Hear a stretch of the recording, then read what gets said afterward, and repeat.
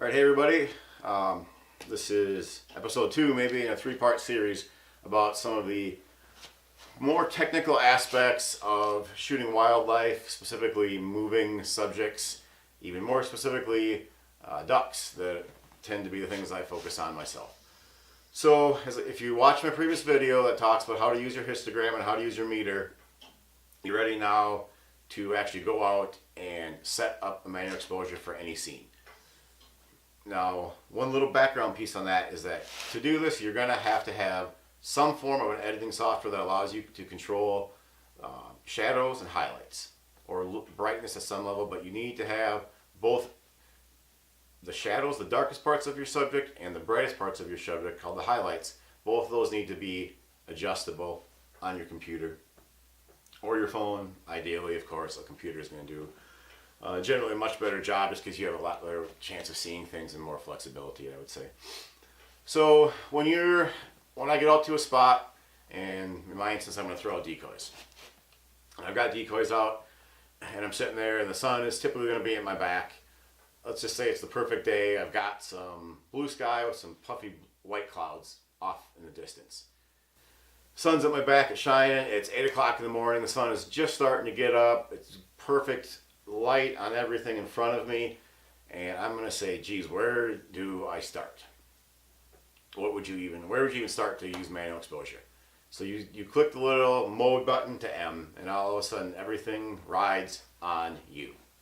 None of the camera's doing nothing except metering and showing you where you're at. And the reason that I'm going to say that manual exposure is super important is the first reason, or really the main reason, is that you are making the decisions, not the camera. You're setting up the camera to shoot under a scene and a subject that is using the current lighting situation. The only time you need to change that is if the lighting situation changes. So let's say it's all of a sudden 8:30 and wow, it's a lot brighter than it was at 8 o'clock. Well, I'm going to have to think in my head, you know what, I need to adjust a little bit, probably tone back my exposure down just a notch and go from there. All of a sudden 9 o'clock or 9:30 rolls around and it's brighter again, and I got to do the same thing. Or some clouds move in and it gets darker and I need to up my exposure, so I let more light on the subject. So those are things that I have to do in my head and recognize and acknowledge and then act upon those, rather than allowing the camera to do that. And the reason that I would say that you do not want the camera to control your metering is due to the fact that if you're shooting ducks with your camera, sometimes those ducks are going to be above the horizon a little bit, sometimes they're going to be below. If you're shooting at a duck that's below the horizon, probably you're going to end up turning out with a pretty decently exposed photo of that duck. Something that you're going to be able to take into Lightroom and work with. But a ton of photos are of ducks above the horizon and not right on the water. Ideally, some of my favorite photos are when that duck is just above the horizon. You've got a nice marshy background behind you. And so the problem that brings up is that background is really bright. And if your camera on auto exposure, even auto ISO, which is not a manual exposure, it seems like it is, but it's not, because the camera is still making the exposure decision itself. So auto ISO is not shooting manual. So take auto ISO off. If you got it, get rid of it. You're going to shoot full manual and you're going to learn how to do it pretty easily after this. So if that duck is against the horizon and the camera, that little spot that it's metering with, all of a sudden comes off the duck, which is super common because that duck is flying at 40 miles an hour, erratically nonetheless, and you snap a photo when your meter is on that really bright sky behind you, well, your duck is going to be a super dark shadow, and you just took what could have been a really great photo and turned it into a beautifully exposed blue sky. Probably the cattails are great, but your duck, especially the dark parts of that duck, are going to be almost unusable. So if that happened to be like on a mallard, that bright head that should be nice and bright and green is just going to be basically black. You maybe get lucky and pull a little bit of purple out of it, maybe a tiny bit of green, but it's probably going to be super noisy and super grainy after you have to pull it up that far. So that's why I would say that's the only way to shoot. And I'm sure there's folks who use some version of auto and it works for them sometimes, but the difference is that this works almost all the time. I rarely, if ever, have a photo that I have to get rid of and can't use because of exposure. There's plenty that I have because the autofocus is off, and I have a beautiful picture of an oak tree behind me a quarter mile away that's in focus, while there's a almost discernible photo of a duck at 15 yards in front of me. That's a whole different subject, and we'll talk about that later. So to get down to how I actually go about setting up my metering. So I talked in my last video that the three things that you can control to control your exposure is your shutter speed, which my shutter speed is 1/1600. That's what I leave it at almost all the time, unless it's incredibly low light and I need to go a little bit lower, I'll do that. Or if it's super, super bright and I really want to stop some wings, which I tend to not want to do, 1/1600 is just enough to allow a lot of times a little bit of that wing motion in there, so you kind of get that tips of their wings blurred, which just shows a little bit of life in your photos. But yet it stops all the action, so you're still going to get crisp heads, crisp eyes, that type of stuff. My aperture, your aperture is the second thing that you can set that will control your exposure. Generally, there's just never enough light. You always want more light so that you can have a lower ISO or higher shutter speed. So I set my aperture on what would be the most open setting for my lens, and I'm shooting at 400 millimeters almost all the time, and that would be a f5.6. So typically I'm at f5.6. If you have a bigger, fancier lens and you're at f4, I would set that at f4 most of the time. There are some reasons to not, and we'll discuss that in a different video down the road. But for right now, we're just going to focus on the exposure. So typically, how I go about adjusting the exposure and how to get that metering right in my camera is through my ISO. So I'm going to sit down in my spot, just like I was going to be taking photos, and I'm going to sit down, I'm going to snap a photo of a white spot on one of my decoys, which tends to be a golden eye or a canvasback. Something that's got a really white, bright front that's facing the sun, and I'm going to see that bright side right there. So I snap a photo of that, zoomed in all the way on it, click, and I look at my meter and my histogram. And I see my histogram is way off to the right. So I'm like, whoa, I got to turn the ISO down a little bit. So I might go down, maybe I was on 800 the last time I shot, and I say, oh, I'm going to turn that down to 400. All of a sudden, you take that same photo, and that really stuff all the way to the far right is just a little bit inside of the right, and there's really nothing coming off the edge of the right side.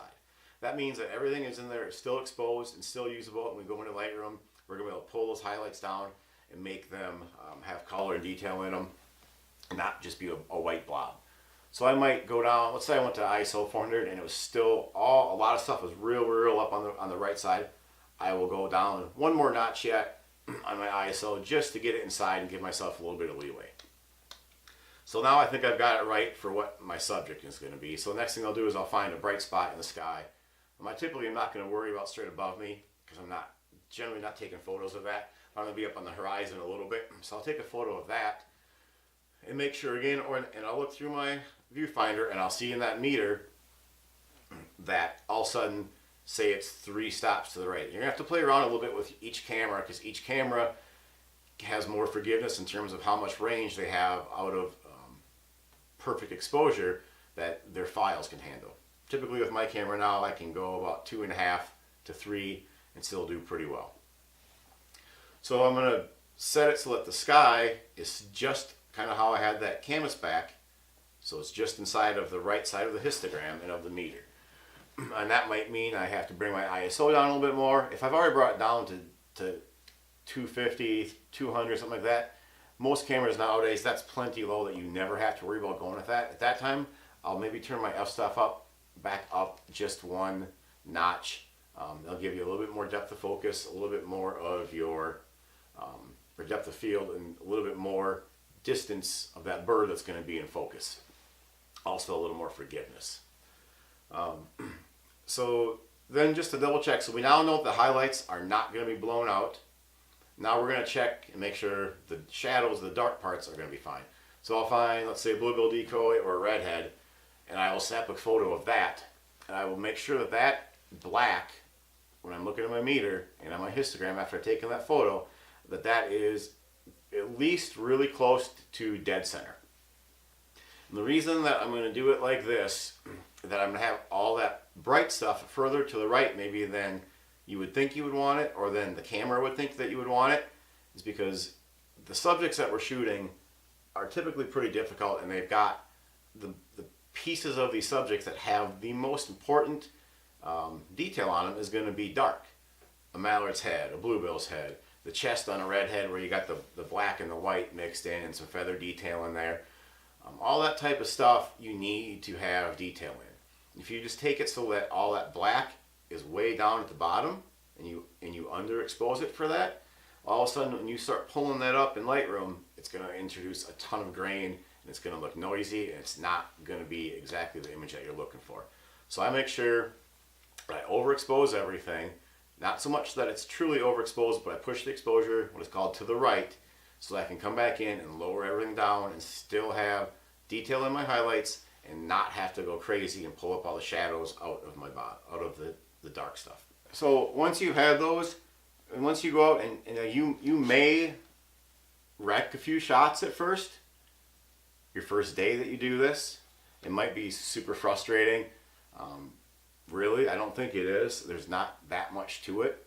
So take a day and experiment and learn how to do this, because soon enough you're going to be able to walk out and walk to any scene, and after you've manually exposed all of your photos for a while, you're just going to be able to walk outside, take a photo of your buddy standing with a bunch of ducks in his hand, and you're going to know exactly what settings everything needs to be on, whether it's with your long wildlife lens or with your 50 millimeter that you're taking landscape or portrait photos with. You're going to know at any f-stop, at any shutter speed, at any ISO where you need to adjust and get it in there, and you can just see that. Almost to the point of like where you'll be walking around even days without cameras and just thinking to yourself, I wonder what exposure I would need in this. And I bet you will come out after you've done it for a while, very close within a stop or two, either way, of nailing it.